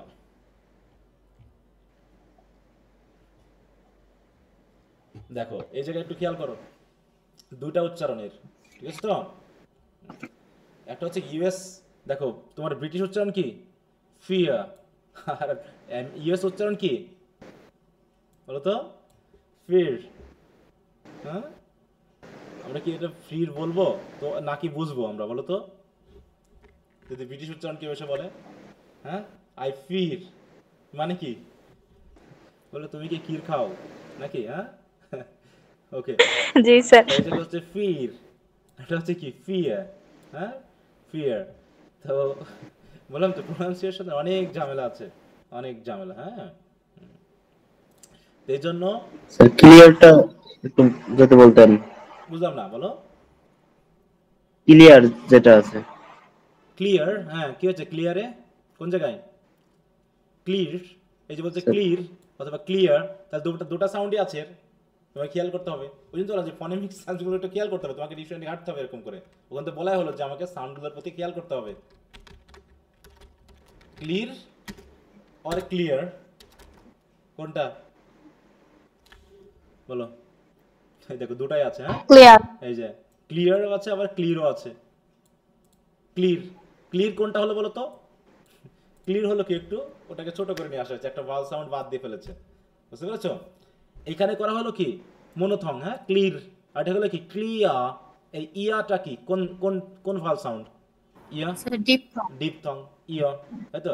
ক্লিয়ার আর হচ্ছে ক্লিয়ার, হ্যাঁ আই উড ক্লিয়ার ইট, নাকি আই উইল ক্লিয়ার ইট, ওকে। এইগুলো ডিকশনারিতে দেখবা মাঝে মাঝে, হ্যাঁ যে তোমার এগুলো ডিকশনারিতে দেখবা যে যখন ইয়া করবে এই সবগুলো একটু স্টাডি করবা এবং খাতায় খাতায় লিখবা, ঠিক আছে, যে আমি ঠিকমতো পারছি কিনা, আমার প্রোনাউন্সিয়েশনটা, মানে তুমি এই ওয়ার্ডটা দেখে এটা সঠিক প্রোনাউন্সিয়েশন আনতে পারছো কিনা এটা প্র্যাকটিস। কিন্তু তুমি আগেই শুধুমাত্র ওয়ার্ড দেখে এটাতে যেও না, তুমি এটা দেখে এটার উচ্চারণ পারছো কিনা সেটা খেয়াল করতে হবে। কি আমি বুঝতে পারছি কি বলতে চাচ্ছি? মানে তুমি যখন ডিকশনারিতে দেখবা তখন তুমি আসলে কিসের জন্য দেখবা? এই তুমি কি উচ্চারণ দেখে ওয়ার্ড খুঁজতে যাবা নাকি ওয়ার্ড দেখে উচ্চারণ খুঁজতে যাবা, কোনটা? ওয়ার্ড দেখে তো ওয়ার্ড দেখে আমরা উচ্চারণ খুঁজতে যাবো, তাই না? এখন উচ্চারণ যখন খুঁজতে যাবো তখন এই সিম্বলগুলোর দ্বারা যদি আমি উচ্চারণটা বের না করতে পারি তাহলে কি আমার এই সিম্বল দেখে কোনো লাভ আছে বলো? তোমাদের কাছে কি অক্সফোর্ড বা ক্যামব্রিজ ডিকশনারি আছে? জি স্যার। আচ্ছা স্যার, অক্সফোর্ড ডিকশনারি। হ্যাঁ, তাহলে দেখবা ওর নিচে নিচে কিন্তু এই সিম্বলগুলো দেওয়া থাকে, ডিকশনারি পেজের নিচে নিচে কিন্তু দেখবা এই সিম্বলগুলো দেওয়া থাকে, আছে কিনা? জি স্যার, দেওয়া থাকে। হ্যাঁ, তো ওইগুলো একটু খেয়াল করবা। দেখো শো, আমরা বলি শো, কিন্তু উচ্চারণটা হবে কি শো? এটা মনোথং হবে নাকি ডিপথং হবে? কি হবে এটা উচ্চারণ কি? এটা ডিপথং হবে। এটা উচ্চারণ হবে কি? ও এটা শো। শো, ও হ্যাঁ শো, শো, হ্যাঁ শো, এটা হচ্ছে শো। সুগার, দেখো হ্যাঁ আমরা বলি কি, দেখো শু, তাই তো সুগার, হ্যাঁ সুগার, তুই গিয়ে সুগার, এরকম আর কি, হ্যাঁ। টেবিল না বলে আমরা হচ্ছে টেবল, হ্যাঁ টেবল, তারপর হচ্ছে কি দো, আমরা বলি দো, কিন্তু হচ্ছে কি দো, দৌ, টপ, দৌ, টাইম, টপ, ট্রাই। দেখো মানে তুমি টপ। ওয়ার্ডের দিকে তাকাবা না, এমন ভাবে চেষ্টা করো যেগুলো ঢেকে রাখবা, পাশেগুলো ঢেকে রেখে তুমি এটা উচ্চারণ করার চেষ্টা করো, যেটা উচ্চারণ কি থিন, দো, টপ, টাইম, ট্রাই, 20, হ্যাঁ। তারপর যে কি ইউনিভার্সিটি, দেখো এই যে ইউ, এটা উচ্চারণ কি ইউ দীর্ঘ, ইউনিভার্সিটি, হ্যাঁ ইউনিভার্সিটি, ভার্স, হ্যাঁ। তারপর যে কি এটা হচ্ছে কি জেলাস না, কিন্তু এটা হচ্ছে জেলাও না, ওটা ইয়েলো, হ্যাঁ এটা হচ্ছে জে না, কিন্তু এই জে মানেই হচ্ছে কি ইউ, ই সাউন্ড কিন্তু এটা, হ্যাঁ দেখছি ইয়েলো, আমরা বলি ইয়েলো, এটা হচ্ছে কি ইয়েলো। তারপর হচ্ছে ইয়েস না জেস, এইটা হচ্ছে দেখো জু, জু মানে এটা দীর্ঘ টান থাকবে। এরকম ভাবে তোমাকে এই সাইনগুলো দেখে বুঝতে হবে কি, দেখো মিট, দেখো দুটা উচ্চারণ কি একই রকম না? 2 মিটার উচ্চারণ কি একই রকম না? এমইএটি আর মি ডবল ইটি, প্রনাউন্সিয়েশন কি একই না? সেম। জি স্যার। একইভাবে দেখো তো এই প্রনাউন্সিয়েশন তো এক হবে কিনা? বিন আর একটা হচ্ছে কি বিন, আর একটা হচ্ছে বিন, এরকম আছে না কিছু? আর কিছু আছে বিন এরকম? এর ভিতরে কোন দুটার উচ্চারণ এক? কোন কোন? স্যার উপরের দুইটা এক। উপরের দুটো, তাই না? দেখি তো আমরা উপরের দুটো একরকম কিনা। এটা কি হবে? এটা হচ্ছে কি লং ভাল সাউন্ড হবে না শর্ট ভাল সাউন্ড হবে? Long version. লং, এই যে হ্যাঁ দেখো লং, কিন্তু এর এখানে শর্টও বলেছে, এই জায়গায় দেখো লং ভাল সাউন্ড, শর্ট ভাল সাউন্ড, আবার বেনও আছে, দেখো আমেরিকান আবার বেন বলতেছে এটা, হ্যাঁ বেন, হি হ্যাভ বেন, হ্যাঁ বিন না বেন। আচ্ছা দেখি এবার এখানে কি আছে, এখানে দুই জায়গাতেই হ্যাঁ ওই একই, দেখো এখন এই দিক থেকে তো একই না, এই দুটো সাউন্ড এক দিক থেকে একই রকম প্রোনাউন্সিয়েশন আছে, এইগুলো খেয়াল রাখতে হবে। এবং এই ক্যামব্রিজে খুব সুন্দর করে দেওয়া আছে এবং প্রত্যেকটার ব কেমন উচ্চারণ হবে, বুকের মতো, ইয়ের উচ্চারণটা কেমন হবে, দেখো ইয়ের দীর্ঘ শিপের মতো হবে, ন সাউন্ডটা কিভাবে হবে সব এখানে ওয়ার্ড দিয়ে বলে দিচ্ছে। এখানে উচ্চারণ করলে book, হ্যাঁ sheep, name, হ্যাঁ তোমরা শুনতে পাচ্ছ না, কিন্তু এখানে ক্লিক দিলে পারে সব শুনতে পাবা। তো যাই হোক, এইখানে দেখো মাই ন, হ্যাঁ মাই, আই, দেখো তো এখানে কি আছে বলো তো, ডিপথং আছে তাই না, একটা ডিপথং আছে। এখানে মোবাইল, দেখো মোবাইল, আমরা বলি মোবাইল, এটা হচ্ছে কি মোবাইল। এখানে কয়টা ডিপথং আছে? মোবাইল। এখানে কয়টা ডিপথং? স্যার দুইটা। দুটাই কিন্তু ডিপথং, আবার দুটা সিলেবল তাই না, মৌ আর আইল। দেখো বাইল, প্রথমটাতে আছে অনসেট আর নিউক্লিয়াস, পরেরটা অনসেট আছে, নিউক্লিয়াস আছে, কোডাও আছে। হ্যাঁ এরকম ভাবে নিয়া, নিয়া, হ্যাঁ নিয়া, ক্লিয়া, হিয়া, একই ধরনের ডিপথং এখানে আছে। নো, নো, হ্যাঁ নোতে হচ্ছে কি নো। এখন দেখি তো আমরা এই নো আর এই নো একই রকম কিনা। দেখো নো আর হচ্ছে কি K, sorry K N O W, এই একই উচ্চারণ হবে না ভিন্ন হতে পারে? দেখি তো কি আসে। প্রথমে হচ্ছে নো, ক্লাসটা কি নো, এবার ও দিয়ে করছে ও, আর হচ্ছে নো, এটা হচ্ছে ও, একটু কিছুটা ও, আর এটা হচ্ছে ও, ব্রিটিশ আমেরিকা একটু পার্থক্য আছে। এরপর হচ্ছে কে এন ও ডাব্লিউ, দেখো তো প্রনাউন্সিয়েশন কি একই রকম না? জি স্যার একই রকম। হ্যাঁ একই রকম। দেখো ইউকে ওইটা, তাহলে নো এবং দেখো এনও নো আর K N O W know, আমরা তো নো বলি কিন্তু হচ্ছে নো অথবা নৌ, নৌ আর নৌ। ইউএস অনুসারে নো ও, আর আমেরিকান অনুসারে ও, নৌ। I don't know, I don't know. যেভাবেই হোক প্রনাউন্সিয়েশনগুলো এভাবে প্র্যাকটিস করতে করতে দেখবে একটা ধারাবাহিকতা চলে আসবে। হ্যাঁ তুমি যে জিনিসগুলোকে বুঝতে শিখবা আর কি। তো ঠিক আছে, তাহলে এগুলো হচ্ছে ফনেমিক ট্রান্সক্রিপশন। তোমাদের এবার পরীক্ষায় যেগুলো এসেছিল, কয়টা এসেছিল দেখি একটু, থার্ড ইয়ারের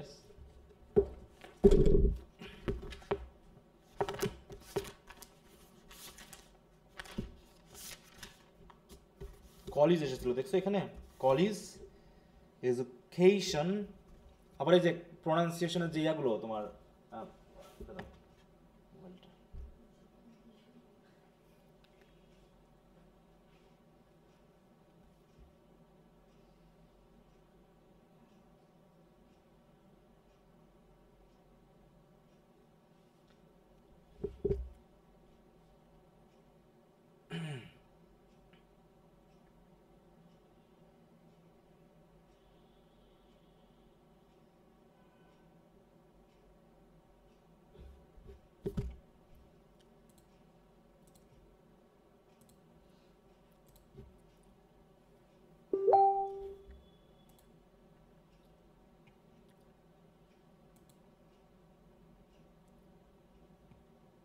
সবাই দেখতে পাচ্ছ? জি স্যার। একটু বড় করলে দেখা যাবে। বড় করছি, এই যে অনেস্টি, হ্যাঁ আর হলে অনেস্টি, এটা হচ্ছে কি এসটি আর ইসটি, বলো তো অনেস্টি, অনেস্টি, হ্যাঁ গ্রাজুয়েট অথবা গ্রাজুয়েট, এট গ্রাজুয়েট আর গ্রাজুয়েট। তার বাংলা উচ্চারণের মতো। বলো বলো। বাংলাতে আসে না যে এটা এই শব্দটার উচ্চারণ লিখো, উচ্চারণ আসে। হ্যাঁ হ্যাঁ ওই যে এইচএসসি তে ছিল না, এইচএসসি তে যেমন ছিল ওই রকম, ঠিক আছে তো? এই যে চিলড্রেন, এটা টিএস এর মতো দেখতে, এটা চ, চিলড্রেন। ইভোকেটিভ, দেখো ইভোকেটিভ। তারপর হচ্ছে এডুকেশন, হ্যাঁ কলেজ, দেখো খ এর উপর স্ট্রেস। এই জন্য তোমরা এই যে সবাই ক্যামব্রিজ ডিকশনারি থেকে, বিশেষ করে আমি ক্যামব্রিজটাই বলি সবসময়, কারণ এখানে সুন্দর করে দেওয়া আছে, অন্যগুলো তো এভাবে আমি ইয়ে করি না। ক্যামব্রিজটা দেখে দেখে তোমরা প্রতিদিন কিছু কিছু করে এইভাবে প্র্যাকটিস করবা, যেগুলো বইয়ে দেওয়া আছে আগে এখানে সেগুলো আগে শেষ করবা। তারপরে নিজে নিজে বাকি বাকি মনে মনে ভাববা যে আমি এই ওয়ার্ডটা দেখি তো, এই ওয়ার্ডটা দেখি তো, এবং নিজে নিজে ভাববা যে আমি প্রথমে লিখবা নিজেই, প্রথমে এগুলো দিয়ে প্র্যাকটিস করো, সিম্বলগুলোকে মুখস্থ করো, এবং তারপরে প্রথমে এগুলো সবগুলো পড়ে নাও। পড়ে নেওয়ার পর তুমি এবার নিজে নিজে এক একটা ওয়ার্ড লিখবা এবং নিজে সিম্বলগুলো লিখবা। তারপরে ক্যামব্রিজ থেকে দেখবা যে তোমারটা ঠিক হয়েছে কিনা। ঠিক বুঝতে পারছো? জি স্যার। এইভাবে প্র্যাকটিস ছাড়া এটাকে কিন্তু নিয়ন্ত্রণ করা কঠিন। মনে থাকবে, মানে প্র্যাকটিস বেস, প্র্যাকটিস করতে হবে, ব্যাপকভাবে প্র্যাকটিস করতে হবে। আচ্ছা, ওকে, তাহলে মোটামুটি আমাদের চ্যাপ্টার 6 এর এই ব্যাপারটা হলো।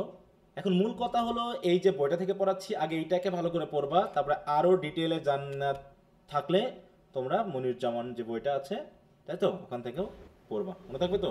মানে মূল কথা হলো তুমি বুঝতে পারছো কিনা বিষয়টাকে, যতটুকু পারবা ভালো করে বুঝে নেবা। কোশ্চেন কিন্তু খুব কঠিন আসেনি, গতবারও কিন্তু কোশ্চেন ইজি এসেছিল, এই বই থেকেই এসেছিল, ঠিক আছে তো, বইয়ের মধ্যেই আছে, শুধুমাত্র আমরা একটু বেশি বুঝি তো, বেশি ইয়া করতে গিয়ে পরীক্ষায় গিয়ে কমন পাই না। বুঝতে পেরেছ? পরীক্ষায় গিয়ে আমরা একটু কমন পাই না আর কি। কেন কমন পাই না বলো? তাহলে আমরা পড়ি বেশি, এ কারণে? না পড়লে পারবো কেন? না পড়লে আর কেমন করে পাবো বলো? স্যার কমন আসেনি, ভালো হয়নি, এই কথাটা শুনতে শুনতে, এই যে বললাম না যে কালকে যে পরীক্ষা দিতে যাবে, গ্রুপে ছেলে মেয়েদের মেসেজ দেখে মনে হচ্ছে এখানে অনেক ছেলে মেয়ে ফেল করবে, প্রচুর ছেলে মেয়ে ফেল করবে কালকে, ঠিক আছে? এখন তাদের প্রশ্নের শেষ নাই, এত প্রশ্ন উত্তর কোত্থেকে দিবে তারা এখন বিষয়গুলো না বুঝে। প্রথমে রেগুলার ব্যাচে পড়ানো হয়েছে, তারপর প্রিপারেশন ব্যাচে ক্লাস নেওয়া হয়েছে, পড়ানো হয়েছে, প্রশ্ন উত্তরগুলো দেওয়া হয়েছে, তারপরে আবার তাদের পরীক্ষাও নিয়েছি, কিন্তু এখনো সেই জায়গাতেই পড়ে আছে স্যার কয় পেজ লিখবো, ঠিক আছে তো, এটাকে কি বলে, ওটাকে কি বলে, তাকে কি বলে, তাইকে কি বলে, এই নিয়ে মাতামাতি। আরে বাবা, আমি যা বলছি তার ভিতর থেকে তুমি পড়ে যাও, আর বেশি এত ঝামেলা করার তো দরকার নেই। যে পড়েছো তার পড়ার জন্য হয়ে গেছে, আর যার পড়েনি তার জন্য এখন আর টেনশন করে কোনো লাভ নেই। যার জীবন সে বুঝে নিয়েছে এতক্ষণ, ঠিক আছে? হ্যাঁ, অতএব তুমি কি অসুস্থ ছিলা, নাকি তুমি পারিবারিক চাকরি করো, এসব কেউ দেখতে যাবে না। তুমি পরীক্ষা হলে লিখলে পারে নাম্বার পাবা, না পারলে পাবা না। এখানে দয়া মায়ার কোনো জায়গা নাই তো, সিস্টেমে কোনো দয়া মায়া খাটে না, ঠিক আছে? এটা হলো ব্যাপার। স্যার একটা কথা বলার ছিল। হ্যাঁ বলো। স্যার এডিসন অ্যান্ড স্টিলের একটা যেই হচ্ছে নন ফিকশনাল প্রোজ আছে, এটা হচ্ছে কোথায় গেল, his account of his disappointment in love, এটার কি রেকর্ড ক্লাসটা দেওয়া হয়নি?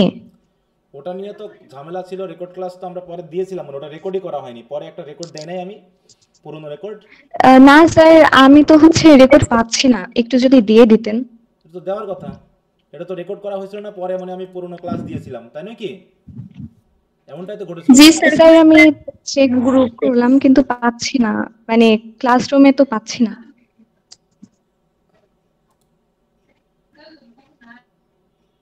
আচ্ছা আমি দেখছি এখনই। স্যার হপকিন্সের টপিকটা চেঞ্জ করে দেন। এই যে শেষের দিকে এই যে দিয়েছিলাম আমি, এই যে শেষে এই যে 42 নম্বর, এই 82 নম্বর ক্লাসটা, এটা গতবারের, এই যে 82 নম্বর ক্লাস। আচ্ছা স্যার, মানে আমার এখানে কেন জানি নেই, আমি এটা খুঁজলাম তো পেলাম না, আমি আবার চেক করব। ঝামেলা তো অনেকবারই হয়েছিল মনে হয়, তোমাদের এই ব্যাচে তো হয়েছিল নাকি, যেটা দেখালে ওটা আসে, ওটা আসে, এরকম একটা ঝামেলা হয়েছিল। আমার কম্পিউটারে ঠিক আছে, তোমাদের মোবাইলে গিয়ে শো করছে না, এটা হচ্ছিল সমস্যা। জি স্যার, এটা হতে পারে হয়তো, আমি আবার চেক করব। ক্লাসে ইউটিউবে সার্চ দিও ওই লাইভ ক্লাস 82। আচ্ছা ঠিক আছে, থ্যাংক ইউ। আচ্ছা সমস্যা নেই, আমি আবার এখানে স্ট্রিমে দিয়ে দিলাম, দখল এখান থেকে নিও, এখানে দিলাম আমি কপি করে। আচ্ছা স্যার। এই যে এখানে গেলেই তুমি ইউটিউবে চলে যাবে। আচ্ছা স্যার, থ্যাংক ইউ। আচ্ছা ওকে, তাহলে আমাদের নেক্সট চ্যাপ্টার হবে চ্যাপ্টার 6। তাহলে এইখানে আমি বললাম কি, এইটা থেকেই এই চ্যাপ্টার 3 থেকে চ্যাপ্টার 5 পর্যন্ত ফনেটিক্স এবং ফনোলজি নিয়ে তুমি কমপক্ষে 20 মার্কের উপরে বেশি পাবা, এইটুকুর ভিতর থেকেই। ব্রড কোশ্চেন মিনিমাম একটা তো থাকবেই, দুটাও থাকতে পারে, এছাড়া শর্ট কোশ্চেন, ব্রিফ কোশ্চেন তো এখান থেকে আসে, কারণ এই জায়গাটা হচ্ছে ফনেটিক্সের সবচেয়ে মৌলিক জায়গাটা, কি বুঝতে পারছো? মানে সাউন্ড প্যাটার্নের সবচেয়ে মৌলিক জায়গাটা হলো এই জায়গায়। তো এই 3টা চ্যাপ্টার খুব ভালো করে সমন্বিত আকারে পড়বা, একদম ফনেমিক সিম্বল থেকে শুরু করে ফনেটিক্স, ফনোলজি, ফনোমি, যে ফনোলজি যে ব্যাপারগুলো আসছে, তারপরে যে টার্মগুলো আসছে, এগুলো ভালো করে। যে কোশ্চেনটা চলে এসেছে ওটা হয়তো ব্রড কোর্স হিসেবে আসবে না, কিন্তু শর্ট হিসেবে এসে যেতে পারে। আবার এখন কিন্তু আবার রিপিট করতেছে, ফার্স্ট ইয়ারে কিন্তু এমনটা ঘটেছে প্রথম পরীক্ষায় যে 2023 সালেরও কোশ্চেন কিছু রিপিট করেছে। এখন তুমি যদি মনে করো স্যার গত বছর থার্ড ইয়ারে এমন হয়েছে, একটা কোশ্চেন আছে না যে আইপিএ স্ট্যান্ড ফর কি, এটা গত বছরও আসছে, এই বছরও আসলো। এরকমটা অনেকটা হয়ে যায় কি, প্রশ্ন যদি কপি পেস্ট করে, এরকমটা তোমার বিভিন্ন সময় এসেছে, এরকমটা হয়েছে। হ্যাঁ, অতএব স্যার অ্যান্ড্রিউ মার্ভেলের ওখানেও একটা আসছিল কোয়েশ্চেন 2023 সালে আসছিল যে discuss how Marvell blended the Elizabethan and metaphysical elements in his poetry. আর হচ্ছে আপনার স্যার এটা 2022 সালে আসছিল। আর 2023 সালে আসছিল যে metaphysical characteristics are available in Marvell's poems elucidated. ওই তো যেটাই হোক স্যার আমরা তো বাদ দিয়ে পড়ি, এরকম চলে আসলো তো একদম তোমার তো কেমন লাগে। কোশ্চেন কমন পাওয়ার দরকার নেই, আছে না স্যার, পাঁচটা হলেই হবে। তাহলে বাদ আসলো দুটো না তাহলে তোমার আবার ওগুলো পড়ে সময় নষ্ট করার আছে কি বলো? আসলো না এই দুটা, সমস্যা আছে তাতে? না স্যার। তাহলে 8টা কোশ্চেনের জন্য তুমি তো পড়তেছো না, তুমি তো পড়তেছো 5টা। অতএব অত টেনশন নেওয়ার কিছু নাই, যেগুলো 23 জেলে বাদ দিয়ে করবো তাতে কোনো সমস্যা নেই। আসলো না হয় একটা দুইটা, ওগুলো নিয়ে আমরা টেনশন করতে, তাহলে ওইগুলো তো অন্তত 8টা কোশ্চেন তো বাদ দিলাম আমি, নাকি? আর যদি তোমার একটা কোশ্চেন কমন পাওয়ার জন্য একটা বা দুইটা, তার জন্য 8টা কোশ্চেন পড়তে হবে, দরকার আছে? এত পরে একটু মাথা খাটাবা, টেকনিক্যাল হবা, তা নাহলে হবে না তো। ওকে, তো ঠিক আছে, আগামী শুক্রবার স্যার হপকিন্সের এটা চেঞ্জ করে দেন। আচ্ছা, ওটা কি শেষ হয়ে গেছে? ওটা শেষ হয়েছে? আমি তোমাদের জি স্যার, আজকে বন্ধ টাইম দিয়েছিলাম নাকি? জি স্যার। আচ্ছা, সবাই কি পড়ে শেষ করেছো ওটা? জি স্যার। কারো কোনো সমস্যা আছে কোনো কিছু বুঝতে? যেহেতু থার্ড ইয়ারে পড়ো, অন্তত ভাষাগত ব্যাপারটা তোমাদের ডেভেলপমেন্ট হয়েছে বলে আমি মনে করি। তারপরে যদি কারো সমস্যা থাকে সেটা তো আলাদা বিষয়, ঠিক আছে? আচ্ছা, যদি সমস্যা না থাকে আমরা তো পরবর্তী ফাংশনটা দিয়ে দিব, কারণ এদিকে হলো এরপর হচ্ছে আমাদের লিঙ্গুইস্টিক্স, তাই না? তাহলে অ্যাপোলজি ফর পোয়েট্রি, এটা তো প্রথম না স্যার? পোয়েটিক্স। ও প্রথমে জি স্যার, পোয়েটিক্স, ক্রিটিসিজম। হ্যাঁ পোয়েটিক্স। তাহলে পোয়েটিক্স 27 থেকে 3 তারিখ। দেখো সময় কিন্তু খুব তাড়াহুড়ো করে যাচ্ছে। এরপরে আবার আসবে কি, যে স্যার আমাদের থার্ড ইয়ারে পড়া যখন চলবে, ওদিকে সেকেন্ড ইয়ার ইমপ্রুভমেন্ট তোমাদের নিয়ে ঝামেলা হয়ে যাবে, তখন দেখবে এদিকে হচ্ছে না ওদিকে হচ্ছে না। অতএব সময় থাকতে এগুলো আগে থেকে গুছিয়ে নাও, ঠিক আছে? আমাদের ফাইনাল পরীক্ষা কবে নাগাদ হতে পারে? আশা করা যায় জানুয়ারি ধরে নাও, ঠিক আছে? কারণ নভেম্বর স্যার সেকেন্ড ইয়ারে ইমপ্রুভ কি সি প্লাস দেওয়া হবে? বলো স্যার সেকেন্ড ইয়ারে ইমপ্রুভ সি প্লাস কি দেওয়া যাবে এবার? সেটা তো দেখলাম না, তারপরে করবা, চেক করবা, ইয়াতে ফর্ম ফিল আপ করতে যাবা যখন, মানে কম্পিউটার দোকানে যাবা, যে তুমি করতে পারতেছো কিনা, ঠিক আছে? ফার্স্ট ইয়ার সেকেন্ড ইয়ার না করে দিছে, করা যাবে না সি প্লাস। এখন থার্ড ইয়ার, এখন সেটা যেহেতু ফার্স্ট ইয়ার যারা, তারা তো অলরেডি করছে, কারণ তাদেরটা তো হয়ে গেছিল। এখন সেকেন্ড ইয়ার যে নোটিশটা দেওয়া হয়েছে ওখানে সি প্লাস এর কোনো নির্দেশনা নেই। এখন বাকিটা তোমরা দোকানে যাবা, কম্পিউটারের দোকানে গিয়ে চেক করে আসবা তোমার সি প্লাসে করা যাচ্ছে কিনা বা অনুমতি দেওয়া আছে কিনা, ঠিক আছে? শুধু সিএ করা যাবে, সি প্লাসে যাবে না। হ্যাঁ, এখন সেটা ওইটাই বলতেছি যে তোমরা ওটা খেয়াল করবা। আসলে আমি 3টা চ্যাপ্টার দিয়ে দিলাম এই জায়গায়, হ্যাঁ 3টা চ্যাপ্টার তোমরা আগামী দিন রিভিশন দিবা, দিয়ে যদি কারো কোনো সমস্যা থাকে সেগুলো নিয়ে আমরা কথা বলবো, কথা বলার পর আমরা তারপরেরটা শুরু করব। আর এইটাকে খুবই গুরুত্ব দিবা, এটা যেন মিস না হয়। এই চ্যাপ্টার 3টা, মানে 5টা চ্যাপ্টার আছে, ঠিক আছে? তো 12-13টা চ্যাপ্টার আছে, তার ভিতরে যে 5টা থেকে 6টা চ্যাপ্টার আছে, ওই 5টা-6টা চ্যাপ্টার পড়লে তুমি কমপক্ষে 3টা থেকে 4টা কোশ্চেন কমন পাবা। তার ভিতরে এই হলো তোমার 3টা চ্যাপ্টার। এরপরে আছে মরফোলজি, আর হচ্ছে সিনট্যাক্স, ঠিক আছে? তো এই 5টা, আর প্রথম দিকের 1, 2 থেকে একটা আসে। এইভাবে যদি হয়, তোমার ওদিকে দেখা যাচ্ছে 7, 8, 12, 13 অনেক চ্যাপ্টার আছে, ওগুলোতে যদি তুমি কয়েকটা বাদ দিয়েও পড়ো তাতেও সমস্যা কিন্তু কম হয়। এই জন্য এই জায়গাগুলো গুরুত্ব দিও। আচ্ছা, তো আজকে আর তাহলে স্যার ফ্রাইডে কি ক্লাস আছে? বলো, ফ্রাইডেতে কি ক্লাস আছে আমাদের? হ্যাঁ, তোমাদের ক্লাসটা আমি লিখে দিব মেসেজে, সমস্যা নেই। আগে আমি একটু ভাবি যে কাউকে বলা হয়েছে কিনা, যদি না বলে থাকি তো তোমাদেরটাই নিব। হ্যাঁ, আচ্ছা, তো ঠিক আছে, তো সবাই ভালো থাকো, গুড নাইট।